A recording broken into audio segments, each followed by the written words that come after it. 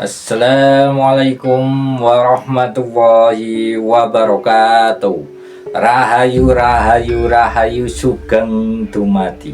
Ketemu meneh nanggon Ferry Dwi ngaji rasa piye carane men bener, piye carane men urip tentrem.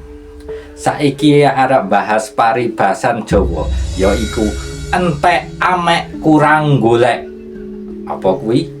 Entek amek kurang golek, tegese anggone misuh ngunek-ngunekake sak katoke utawa sak enteke.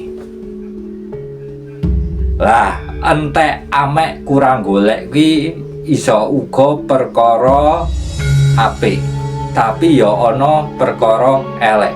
Sing jenengane uripke ana apik ya ana eleke barang. Jenengane dhewe nyuwara, dhewe cerita, dhewe wicara, kowe ana tatanane dhewe, ana peraturane dhewe. Jenengane peraturan ki saking akeh. Yaiku kaya iki entek amek kurang golek ki misuh ngunek-ngunekake. Jenengane misuh ki iso uga perkara dhewe ki mangkel ngunek-ngunekake sakarepe dhewe. Dhewe nyuwara karo wong, dhewe ngomong-ngomong karo wong, dhewe pitakonan karo wong. Kowe kudu duweni adab sopan santun. Jenengane urip ki piye carane oleh rejeki sing sae to? Nah, Pakli arep jelasake jenengane misuh.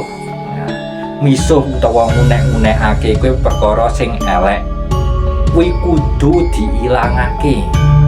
Ngunek-ngunekake sakarepe dhewe nggawa kata-kata sing elek kotor ya, nggawa swara karo banter, swara kang banter, meninggikan nada, ngunek-ngunekake sakarepe dhewe kuwi padha wae wong sing ora duwe akhlak.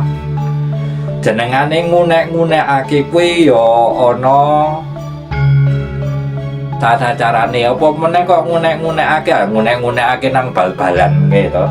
Ngunek-ngunekake nang bal-balan kae ya ayo masuk gol. Kuwi ya iso uga ya ngunek-ngunekake tapi cara menyemangati.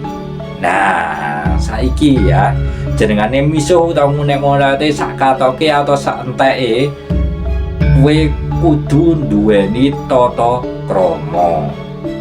Jenengane urip ki piye carane goleki rejeki. Rejekine sing sae, dalane sing bener. Lah, piye? Lah dhewe ki nek karo wong ngomong-ngomongan nggawa nada rendah. Ngunek-ngunekake kowe ora entuk. Tapi nek omong-omongan komunikasi karo wong nggawa nada rendah sing sae. Ya, kata-katane nek elek kowe iso nyelekitake wong, iso nglarani atine wong. Dhewe iki ora iso sing jenengane urip bebrayan anteng tangga penak kabeh penak ki angel. Kudu ana tata carane. Makane kuwi dhewe ki kudu nganut sing jenengane peraturan. Nek kowe ora nganut peraturan sak karepe dhewe, ujug-ujug bel berbunyi, ana polisi teka kowe cengkiwing piye?